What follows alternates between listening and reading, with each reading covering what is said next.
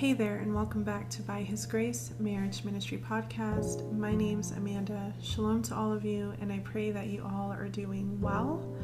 So I have a word for all of you today, and this is something I want to talk about because I've actually had several people reach out to me and ask me some questions in regards to recent episodes that I have recorded and published. I have been talking a lot about extramarital affairs, what that looks like, why they happen.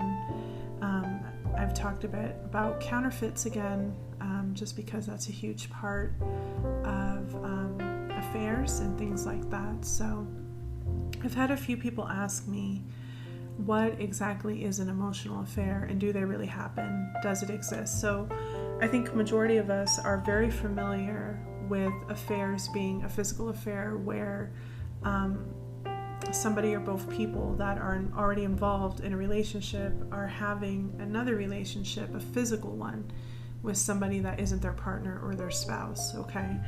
So majority of us know what a physical affair is, but I've actually mentioned this in the past few episodes that I've done in regards to this topic about there actually being emotional affairs, that this actually can develop between two people, and it is considered an affair. So today in this episode, I'm going to talk all about emotional affairs, what they are, how they develop, what it means, just to kind of answer your questions for those of you that are curious about emotional affairs, if you've never actually heard of an emotional affair, okay? So that is going to be today's word. And again, if you have any additional questions or anything like that after you've heard this word, please feel free to reach out to me via email at byhisgracemarriage@gmail.com, and I will be happy to help you as best as I can. Okay, so let's jump right in. So I just want to give a couple of definitions of what an emotional affair actually means.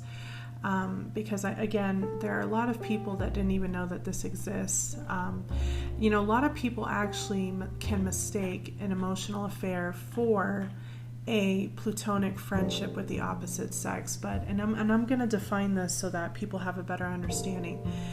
I've had people ask me, can you have a platonic friendship with the opposite sex? And my answer is, it depends. I don't think it's entirely impossible to actually be friends with the opposite sex and not be attracted to them. The difference between an emotional affair and a platonic friendship, what differentiates the two, it's just one thing, and that is whether or not there's actually physical or sexual attraction towards that person or towards one another. That's what makes the difference. So if there isn't physical or sexual attraction to the individual that you are friends with, and they are the opposite sex, then yes, you can have a platonic friendship. However, you can still end up developing what you would call an emotional affair if one or both of you are already in a relationship or you're married. Because if you find yourself confiding more in that person than you are with your partner or your spouse, then yes, that can be an emotional affair.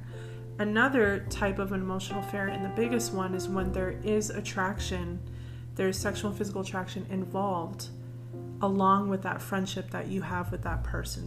And I'll explain a little bit more as I go along. All right, so what exactly is an emotional affair?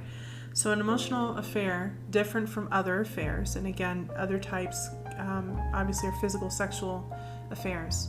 So this is when someone turns to another person who isn't their significant other for emotional support.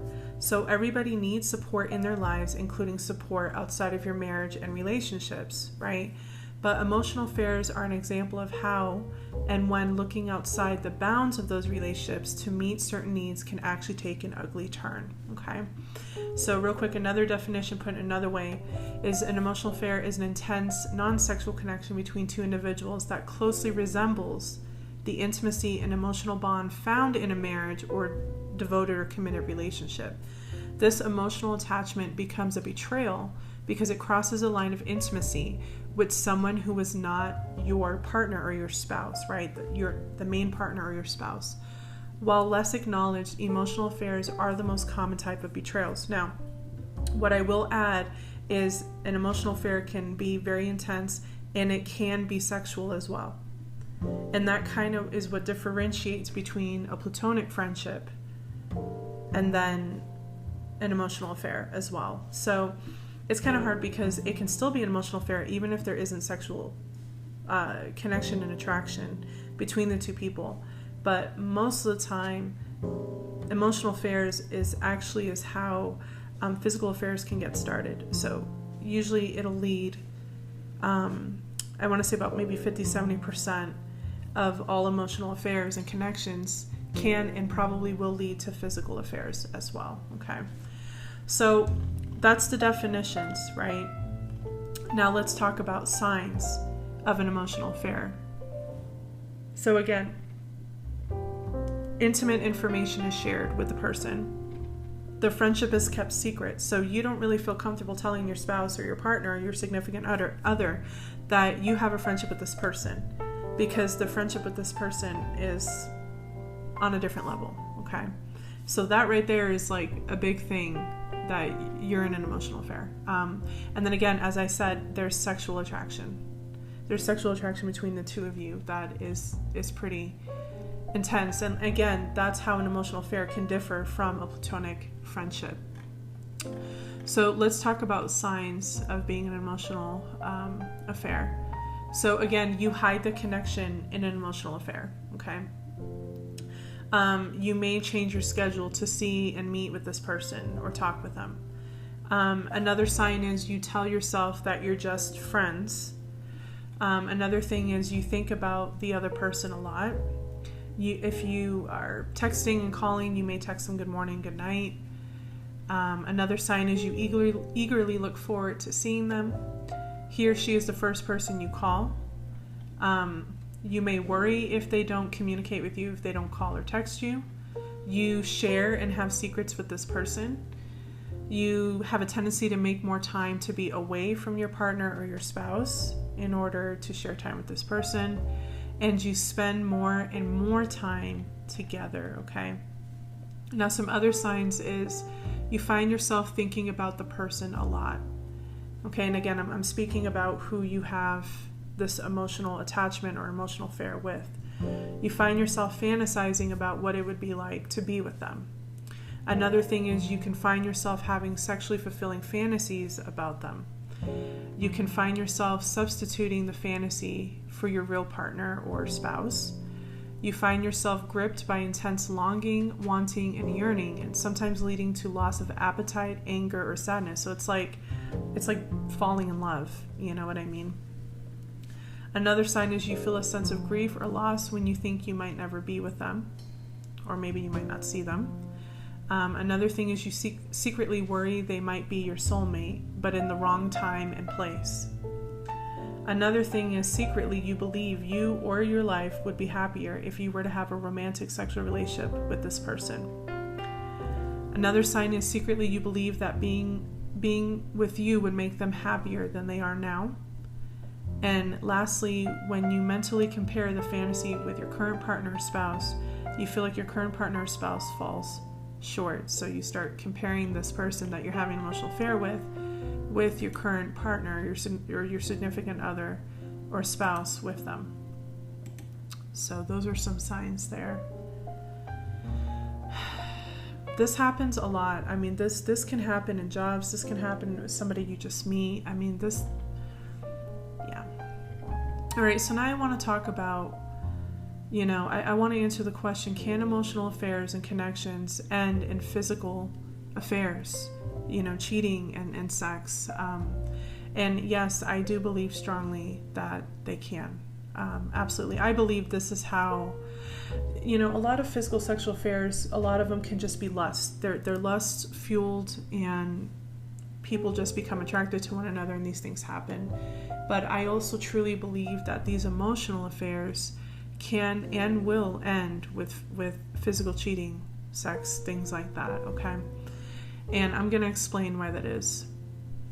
So, even a gentle warning to married people who casually use terms like work husband and work wife, who see nothing wrong with innocent flirting, and who share intimate details about their spouse with someone who isn't their spouse, or intimate details about yourself, So it's been said that 50 to 70%, again, like I said, of all emotional affairs eventually lead to physical cheating and sex. Why is this so? Why does emotional infidelity so often lead to physical infidelity, a significant boundary violation that can be extremely difficult for a couple to recover from? Okay, so let's just kind of explore this. So here's 3 reasons why emotional affairs lead to physical infidelity. So number 1, emotional affairs often blur the line between appropriate and inappropriate behavior. An emotional affair often starts innocently enough, perhaps 2 colleagues, 2 friends, have to travel together for business or stay late at work. So here's an example, right? Maybe 2 people have something in common and bond over it. When the initial relationship isn't obviously wrong, it can be harder to notice when the relationship transgresses into something inappropriate.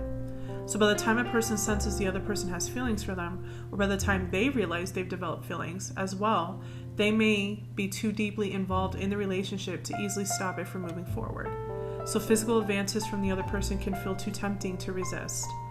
The excitement of the emotional affair can allow a person to let their guard down and act impulsively. Or especially if there's things going wrong in their relationship, right? So they might continue to be in denial about what they're doing simply because it feels so good. For example, it was just a kiss. It only happened once. It only happens when we're out of town. I don't think my spouse or significant other would really care. I won't get caught. These are just some thoughts that run through. So if the person were to take a step back and think objectively about what they were doing, or imagine how they would feel if their spouse or significant other was doing the same thing, it'd be a lot easier to see how their actions and thoughts are inappropriate. But emotional affairs can cloud a person's judgment to the point that this type of self-awareness is next to impossible. So the second thing is emotional affairs creates rifts that seem to justify physical cheating. So a spouse or significant other is supposed to be someone that a person can confide in and feel deeply connected to. When someone spends their energy confiding in someone else, they can start to feel more and more distant from their spouse or significant other. Now, absent a sense of closeness and connection to their spouse or significant other, a person may be drawn to increase the level of connection they have with their affair partner by crossing a physical boundary. In other words, a lack of intimacy in a marriage or a relationship, well, you shouldn't be having intimacy in a relationship, but it can make it easier for a person to justify physical cheating in their minds, even if they fail to realize that their emotional affair is contributing to the lack of intimacy in the first place. They could say things like, we're just so off, or he doesn't even say I love you, or she just doesn't understand what I'm going through, or we haven't had sex in months, or I just don't feel close to her anymore. The more a person feels this way about their spouse or significant other, and the more they discuss these feelings with their emotional affair partner, the easier it is to see physical cheating as acceptable. So could emotional infidelity be a symptom and not a cause of feeling disconnected from one's spouse or significant other? It's certainly possible. But whether the marital dissatisfaction or the emotional affair came first, the end result, which is physical infidelity, is often the same. Okay? So the third thing is that emotional connection is the bedrock for physical intimacy. In many ways, physical intimacy is a natural progression from emotional intimacy. It's a simple part of human nature. Not to mention that I will even say myself that I think it's great to build a friendship first with the person you're going to be with. I think that's very important. Now this in it itself is not the problem, of course, but after all, it's exactly how people go from dating to marriage. Okay. So this is, however, the inherent risk in opening yourself up intimately to someone who is not your spouse or significant other. It can easily lead to strong feelings of lust or infatuation, which naturally paves the way for physical desire. Okay, so even if in some cases an emotional affair actually never progresses to physical infidelity, it can still be a major threat to the integrity of the marriage or relationship and to those 2 people. But the degree of pain and betrayal sparked by a physical affair is often catastrophic, which is why avoiding an emotional affair is the quote-unquote gateway to physical cheating is so important. If you suspect your spouse or significant other is involved in an emotional affair, or you suspect that you yourself are treading along those lines, if you see the warning signs of an emotional affair in yourself, honest communication and swift action are key. If you need help negotiating these difficult experiences, consider consulting with a close friend or maybe a counselor or anything like that can offer professional guidance and advice. Okay. And this is why, for me, this is why and I've said this before in my other episodes concerning this, is that this is why I say that you have to be very careful about who you connect with when it comes to the opposite sex. I know it seems harmless, but it can easily turn in and develop into emotional affairs. And again, this can be in the workplace, this can be in a group setting of friends, this could even happen at church, this could happen in a fellowship, this could happen talking with another brother or another sister. This can happen easily to anybody. And this is why I often caution people to guard yourselves, right, and to be careful. It's another reason why, for me personally, I really don't have a tendency to counsel men by myself, because I don't want there to be a connection that may form accidentally, right? And these things, again, they can happen in the workplace. Oftentimes for many people, both male and female, you get to a point where you work so much, you end up spending more time with these people than you do with your actual family, your children, your spouse, or your significant other. And so that can open up and give opportunity for you to develop relationships with these people that you work with. And that's how these things can happen. And again, what really fuels these things and what makes it dangerous is if there's attraction present. If there's physical and sexual attraction present, this is where it becomes a slippery slope. This is where it becomes dangerous. You know what I mean? And let me tell you something, it can happen very quickly. It's another thing too, if you are somebody that you're lonely, you've gone through a lot, maybe you have a tendency to be an open book. Maybe you're someone that opens up easily. Maybe you wear your heart on your sleeve. And, the thing is that there's a risk that you take when you start talking with somebody of the opposite sex. You become friends, and then you start sharing personal things. This can also lay a foundation for an emotional connection, and then eventually an emotional affair. And then eventually, if there's attraction between the two people, it can lead to a physical affair. Okay? Because when you start sharing things, not just about your relationship, but when you start sharing things with this person about things that you have been through, personal things that you have been through, you're being transparent, you're opening yourself up to this person, you're being vulnerable. And when there's a level of vulnerability like that, you start to trust the person, and you start to think this person is a really good person. This person is, before you know it, you've not only connected and have attached to this person, because now you've opened up to them and you feel like you can trust them, especially if you're somebody that has trust issues, especially if you're somebody that doesn't open up to people, okay?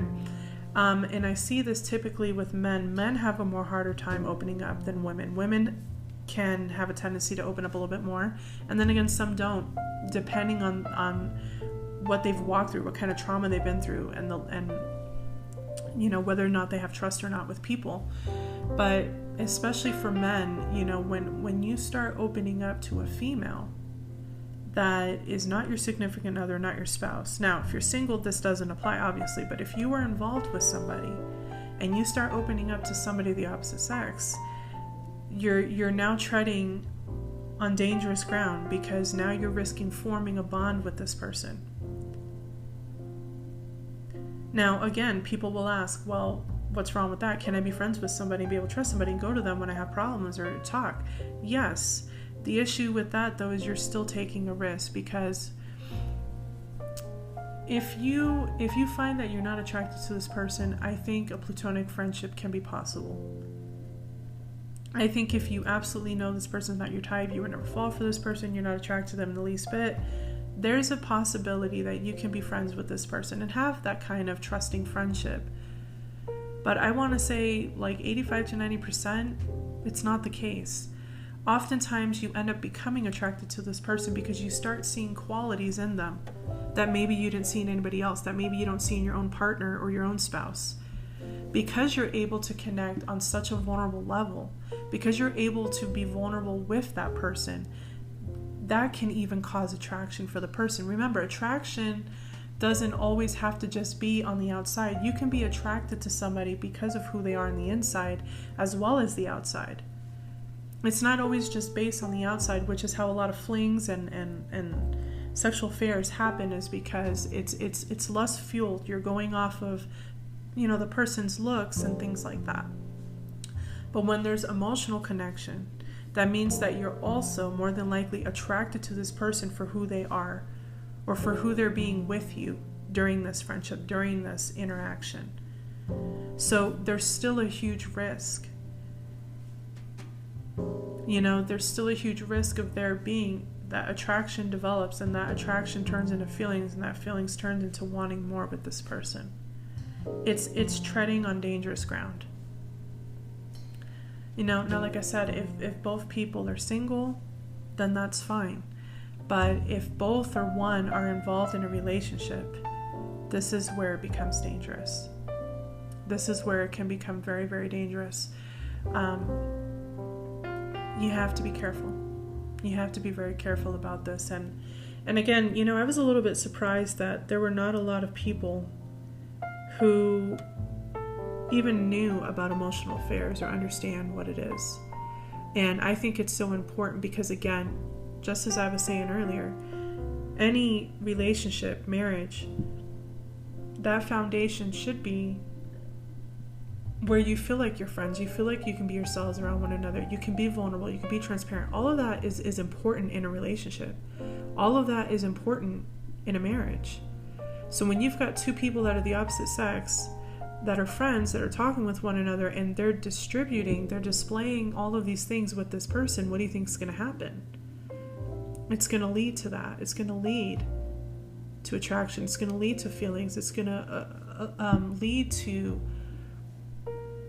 this urge or this desire to want to have a relationship with this person, because there's so many things. You're attracted to them, you feel like they understand you, they feel like they get you, you have a lot in common, when you could talk for hours because you can open up to one another. All of those things are good signs when it's two single people, because it means they have good chemistry. It means that they can be there for one another, they can be friends, they can be, you know what I mean? Because our spouses should be our best friends, our lovers, the person that we go to, we're one with this person. I mean, so many things. But when this happens between two people, that either one or both people are in a relationship already, and this is happening between the two of them, this is where emotional affairs come in. And then more than likely, 50 to 70% of the time, these emotional affairs turn into physical affairs. And before you know it, you're in love with this person. Before you know it, you're thinking about them all. Like I said earlier, you're imagining what life would be like with them. You start comparing them to the person that you're already with. You start thinking about, man, this person gets me, this person listens to me, this person cares. All of these things start happening. And this is why I say that this can be very dangerous. This can be very dangerous. In fact, if someone were to come to you, say you're married and maybe they're in a relationship or they're married to or whatever, if they come to you wanting advice and wanting to connect, I would try to direct them to somebody else. Maybe say, listen, let's just say you're the female and a male comes to you and starts, just say, listen, it sounds like you've got a lot going on. I would love to introduce you to my friend, Jacob. I think Jacob could really help you with that. I'm not really one. I care, but I just don't think it's wise. You know what I mean?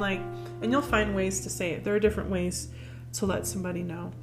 Because, man, the thing is that once you get to that point where you start talking, you start sharing with one another, you start connecting, you start doing all these things. And again, it doesn't just have to be that, maybe you both are talking about the negative things that are going on in your relationships. Maybe you guys are sharing, things you've walked through in your life, things that have happened. When you start sharing these personal things, these things that otherwise you probably really wouldn't share with just anybody else, you're developing and forging a bond with this person. That once again leads to emotional connection, attraction, it leads to an emotional affair, and then that emotional affair leads to a physical affair. Now, it may not always happen that way. The emotional affair may never end up in a physical affair, thankfully.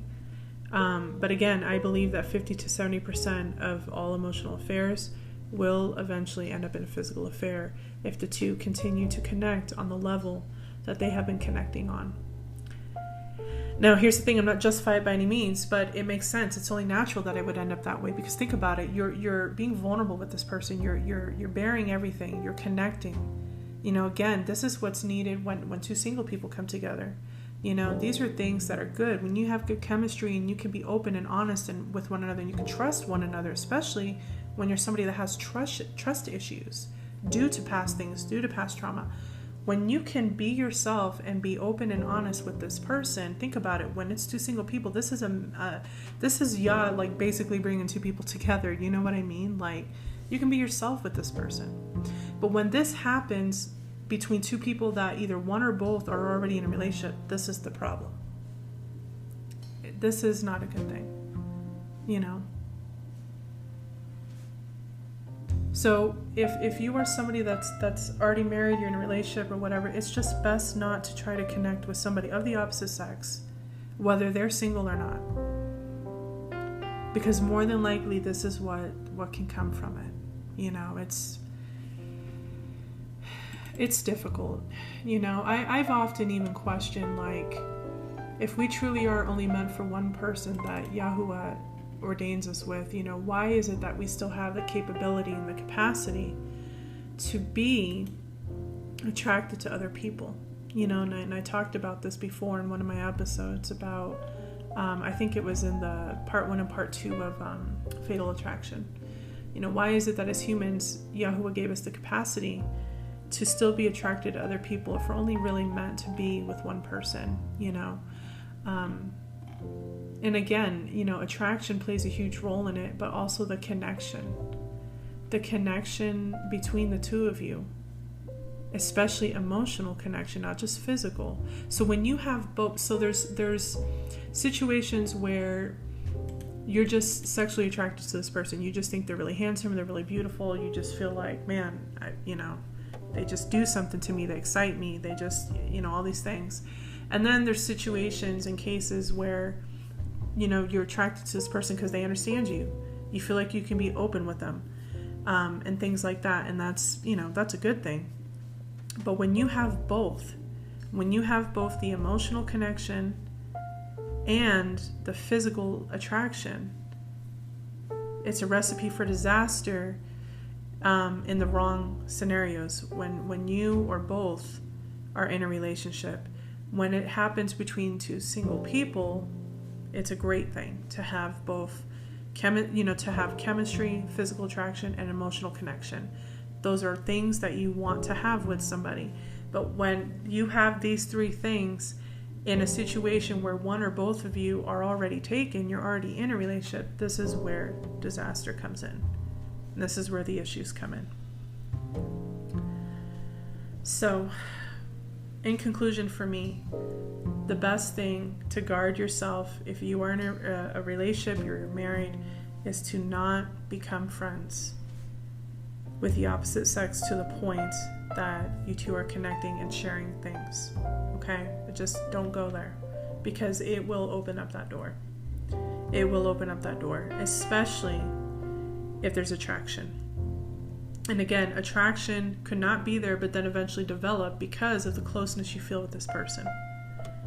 So again, it's something that you have to be cautious of. An emotional affair doesn't have to involve physical attraction, but it's still an emotional affair because at the same time, you're still confiding more in this person than you are with your partner or your spouse. So if you rather tell this person what you're feeling and what you're going through, but yet you're not telling your spouse or your partner, that's also a really big example of an emotional affair. It doesn't always just have to involve romantic feelings or the physical attraction. When you're hiding the friendship, that again, like I said, I explained all the signs earlier. When you see all of these signs, or most of them, you know that this is what's going on. So I guess the next question and the next thing to address would be if you've realized that you are involved in an emotional affair, maybe you're exhibiting all these signs and you're also seeing it from the other person. What do you do at this point? You may even get to a point where you might question, am I with the right person? Because I feel so connected to this person that I'm having the emotional affair with. And this is really tough because, again, I have to also think about counterfeit situations. Could it possibly be that you could be realizing you're in a counterfeit relationship situation? Maybe this person that you have connected to could actually be who you actually are in fact supposed to be with. Yes, there's always that possibility.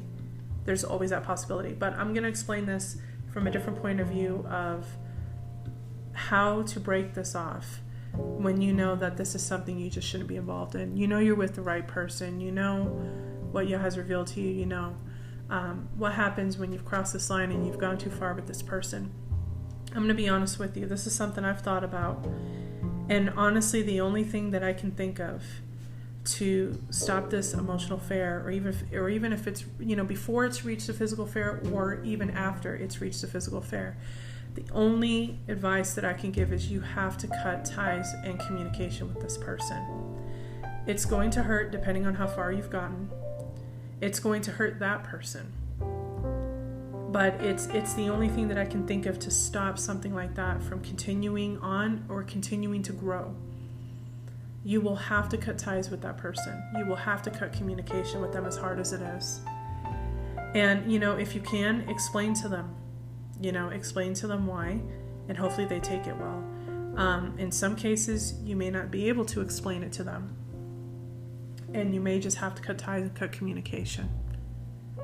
It's the only thing that I can think of, to be honest with you. And if I end up coming up with anything more, I will do another episode in regards to this.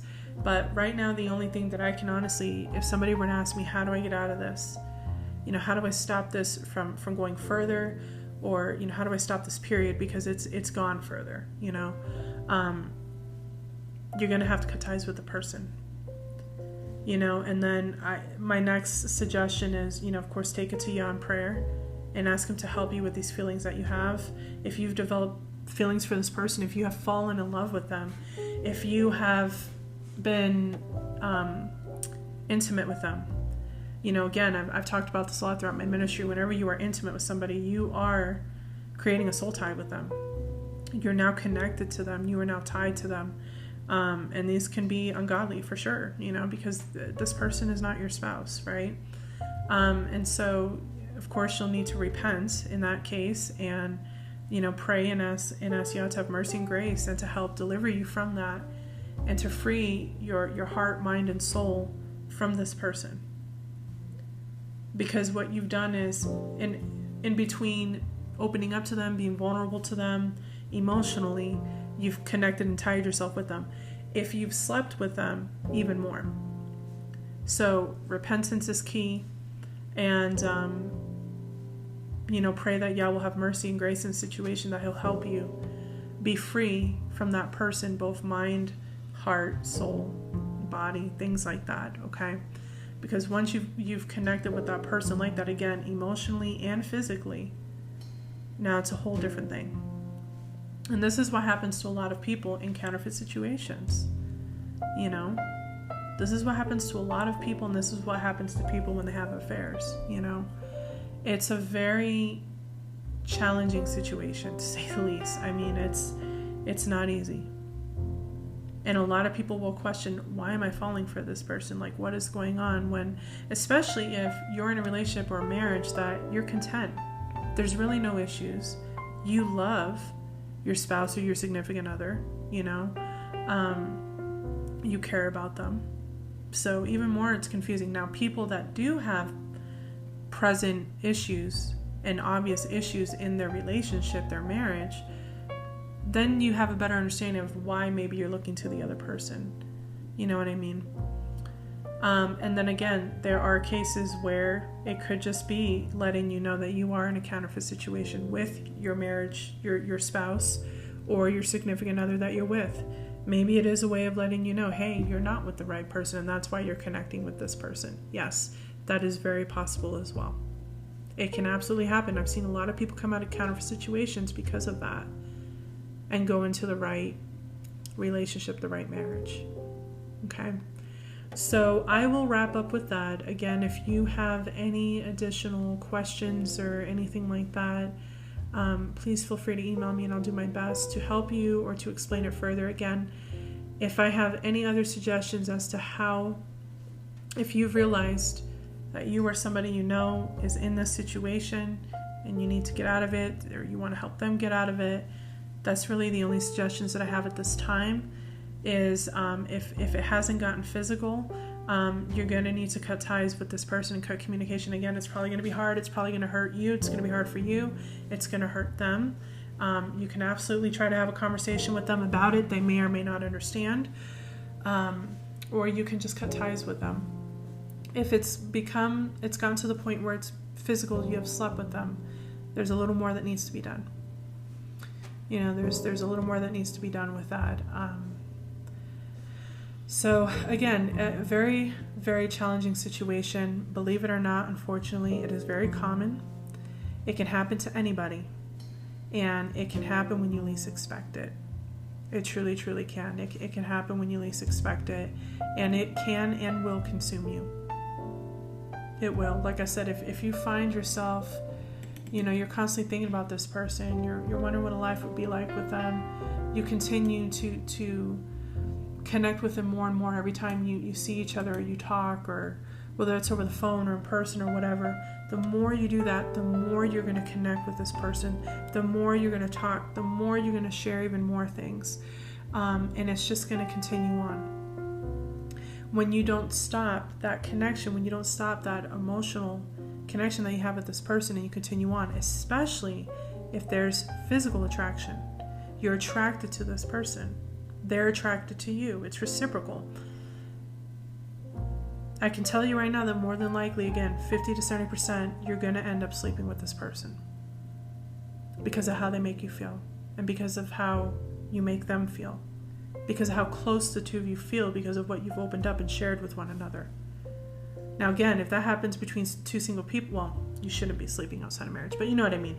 The thing is, it can be a really good thing. That's what you want in order to build a relationship. But when it happens between two people that either one or both are already involved with somebody else to a certain degree, this is where it becomes a problem. Okay? So if you find yourself in that situation, that's the best advice I can give for now. No, I am not giving counseling anymore at this time. I do apologize for that.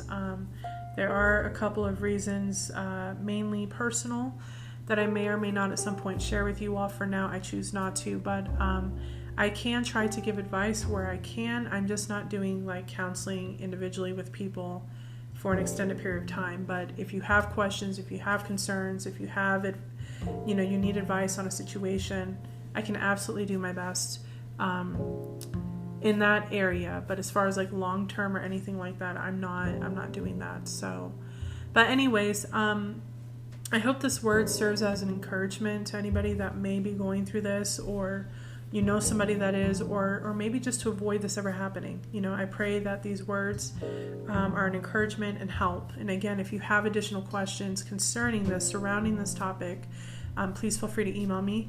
Also, there are other episodes in regards to this topic, just surrounding affairs and attraction and things like that. And I'd highly recommend, if you haven't already, go back and listen to those as well, if it's a topic of interest for you or something you just want to know and learn more about.